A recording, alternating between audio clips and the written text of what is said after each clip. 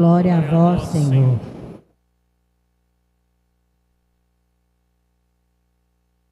Louvado seja nosso Senhor Jesus Cristo.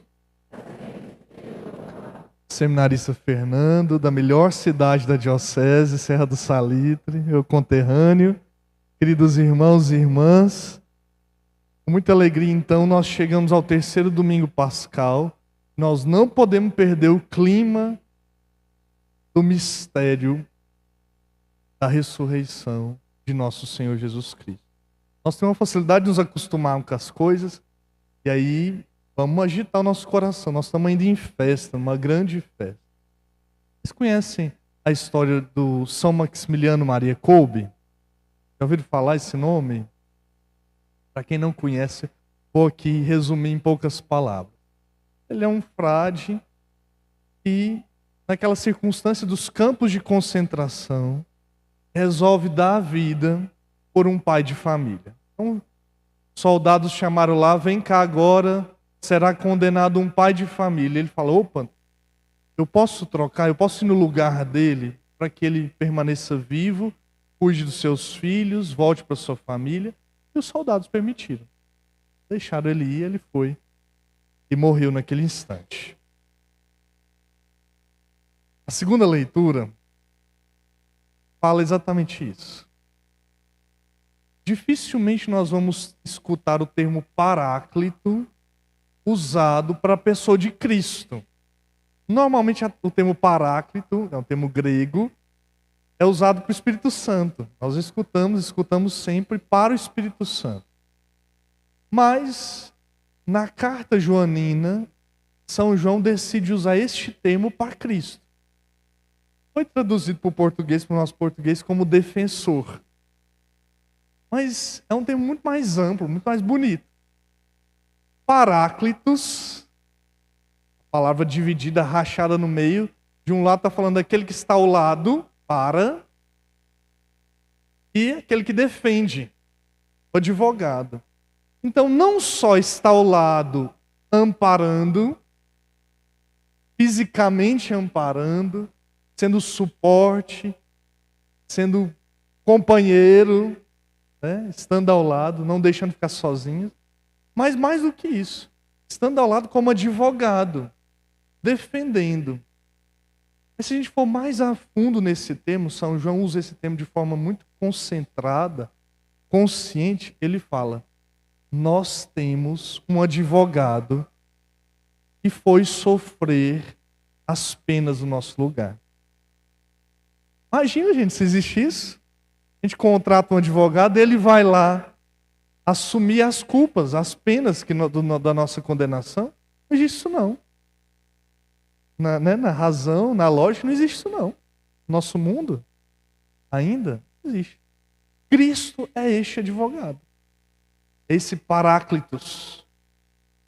Que vai e assume as nossas culpas. E assume a nossa condenação. Está à nossa frente. E passou à nossa frente para assumir todo o peso do pecado.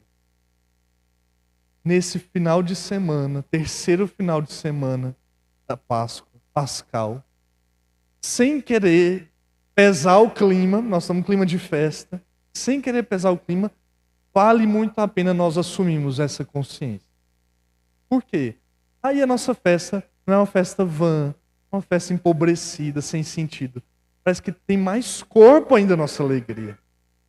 Faz sentido então nós escutarmos que esses discípulos, quando encontram com o ressuscitado, ele mostra as chagas, eles fazem festa.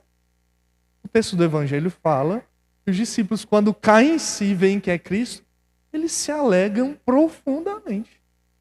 Profundamente. Especialmente porque os discípulos, então, não só celebram a presença física de Cristo ali, mas eles celebram a conclusão de todo um mandato, de todo um fato que eles tinham em mente, esperavam, viram acontecer, viram morrer, depois no instante da cruz, e aí viram ressuscitar. A força divina da redenção, da salvação. Quando eles pensaram que tudo tinha se perdido, quando eles tinham perdido a esperança, eles veem na sua frente a realidade, com vigor, com vício, verdade, a vida de Cristo. Aquilo que ele falou e anunciou, aconteceu. Com força, com todos os sentidos, com riqueza de detalhes.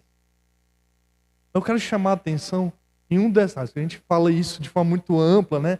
Cristo ressuscitou, aleluia, né? O grande fator para a nossa fé. Mas vamos aqui para um detalhe único. Vamos aproximar, vamos pegar um microscópio e olhar para essa imensidão de fatos. Vamos olhar para um fator especificamente.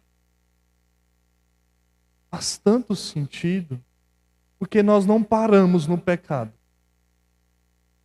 Uma das forças salvadoras é porque nós, católicos, podemos celebrar com força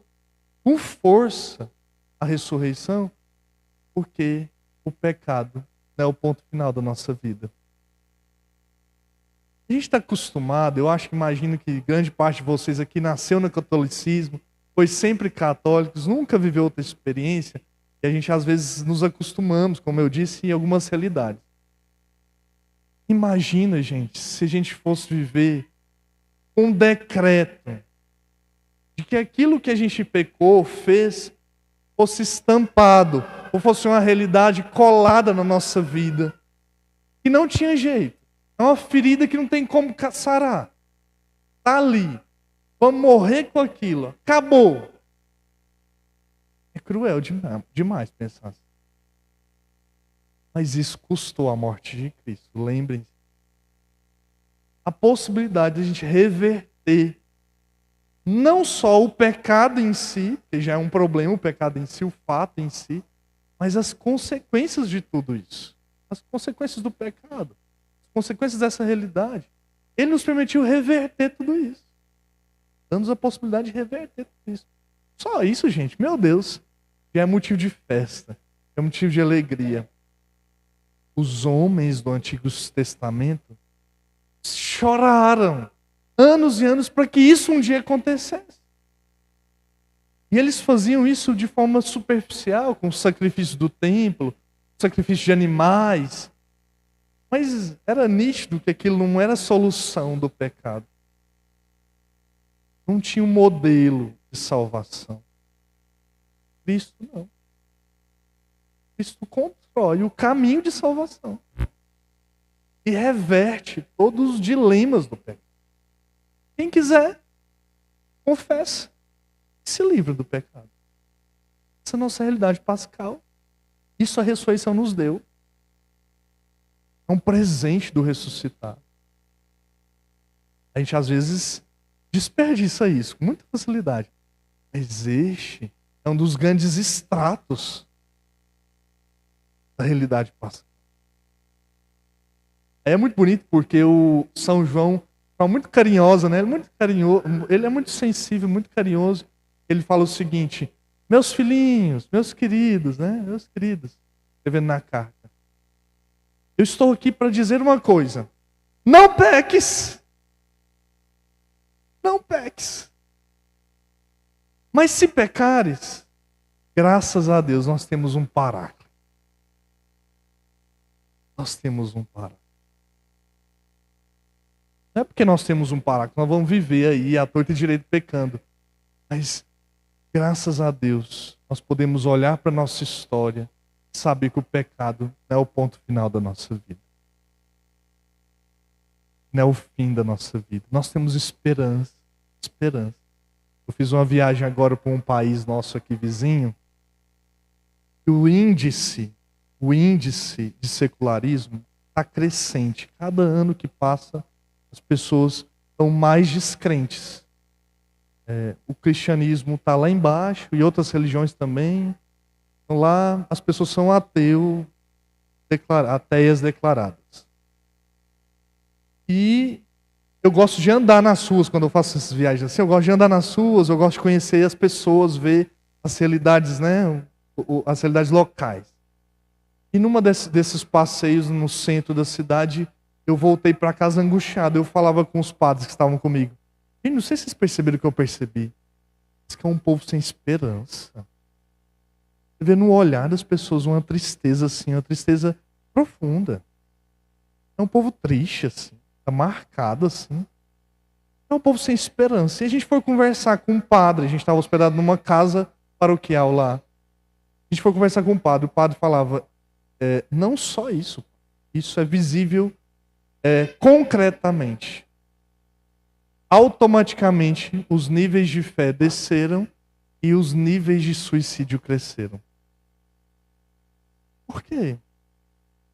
O ponto final da nossa vida chegou.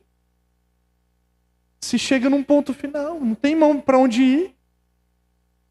Olha a beleza de se encontrar com o ressuscitado. Olha a beleza de nós celebrarmos com festa, com vigor, a Páscoa. Nós não temos um ponto final. Podemos voltar. Podemos ter esperança. Podemos confiar num caminho de vida, não de morte. Isso é o legado da nossa vida de fé. Não percamos fé, meus irmãos. Vamos junto com Cristo. Se Ele está ao nosso lado como nosso paráclito, eu faço um convite para todos vocês. Vamos ao lado dele. E seja mútua essa troca de amor. Ele nos amando. E nós respondemos de forma coerente a este amor, amando Ele. Vamos com Ele. Vamos com o ressuscitado. Este é o legado da Páscoa. Para os discípulos entenderem este processo. Vamos com Ele. Louvado seja nosso Senhor Jesus Cristo.